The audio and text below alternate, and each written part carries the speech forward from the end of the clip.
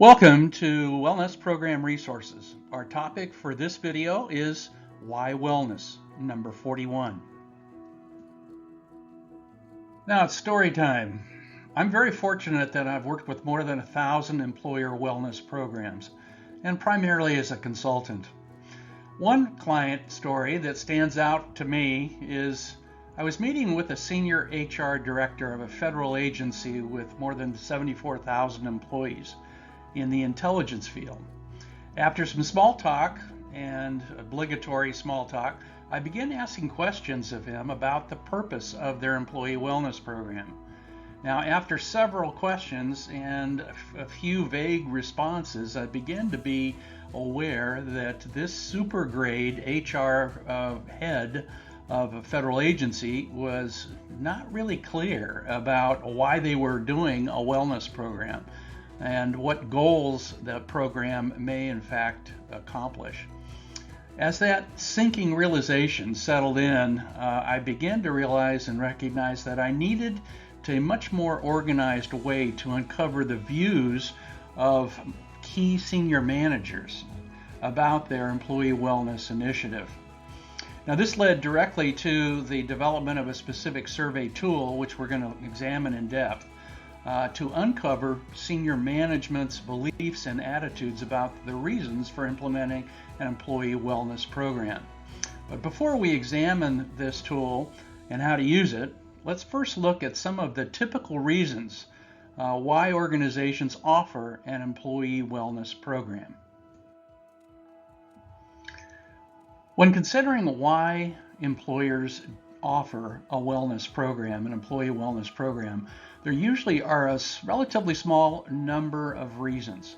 And we're going to break those two reasons into, first of all, into the non-economic reasons. And one of the first of those, this is, by the way, is called a Pareto analysis. It involves looking at the most frequently observed reasons that account for wellness programs in a general sense. So a lot of times employers will tell you that they're doing a wellness program because they care about employees. They care about employees' well-being, their families, their health, and how productive they are, but also what their experience is in terms of health problems that they encounter. So they can care about employees and want to make that a much more powerful and a much more clear phenomena. The second reason that's part of the Pareto group, this small group that accounts for a lot of the observation of reasons out in the business world, is they want to improve recruitment and or retention of new talent or employees. So they want to attract talent, but they also want to keep the talent that they have as part of their employee workforce. They also may need a morale lift. So that's oftentimes one of the reasons that we hear and see a wellness program being offered. Now, the second category of reasons that are common reasons why employers offer a wellness program are in a category we call the economic reasons. And the first and most prevalent economic reason is they're concerned about lowering or stabilizing future health plan or health benefit plan cost for employees. So that tends to be one of the reasons that really causes them to want to offer a wellness program. The second major economic reason that's part of the Pareto group, we'll look at many more reasons in a moment in a survey instrument, but is to lower sick leave costs. And that means lowering sick leave experience, but also the costs that are incumbent upon organizations when employees are too sick to work. A third reason that's in the economic area is to increase worker productivity. And we'll be looking at some reasons that are under what we call presenteeism and presenteeism related losses for the organization. So in summary, every wellness program coordinator or manager needs to know why their organization, specifically why their organization is doing and offering an employee wellness program.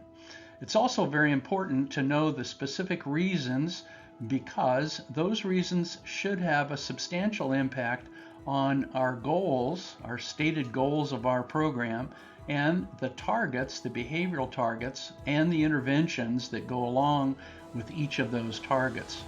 And as you design and implement a wellness program, the reasons for that program should in fact help influence and inform your design choices. So after my encounter with the federal agency HR head, I began to start thinking about what kind of a tool or survey tool could we in fact put together that would help bring out more of the detail of what are the major reasons why an employer, specific employer, is doing a wellness program. So this particular survey device is, you can download it for free from a link that is in the short description for this video. So I will go over the content of this in a way that helps us actually look at the detail. But you can use this particular survey tool as either in a paper form, or you can use it in a electronic form. You can use it as part of individual or group interviews. You can also use it as an online or electronic version of the survey before or after any interviews that might be conducted. So this is titled The Short Senior Management Survey on Wellness. And it just says, please take a moment and complete the following question to help us better meet your expectations for our employee wellness programming initiative at, and then you put in your own company's name. The reasons why we are implementing an employee wellness program initiative. Please check the top 5 reasons that your organization is conducting an employee wellness program. Please limit your answers to 5 reasons. So we've broken them out into the non-economic and economic reasons. And the 3 non-economic and the 3 economic reasons that you saw a moment ago, those are actually involved in this list. So we can say we really care about our employees. We need to differentiate our organization from our competitors. We could have a reason that we need to improve our employee retention or recruitment. We can also need to have a general morale lift because it's the right thing to do, because it proves our organization is a good corporate citizen, because it is a quid pro quo. We may be making another benefit choice and then want to offer a wellness program as a response to perhaps a cut in benefits in another area.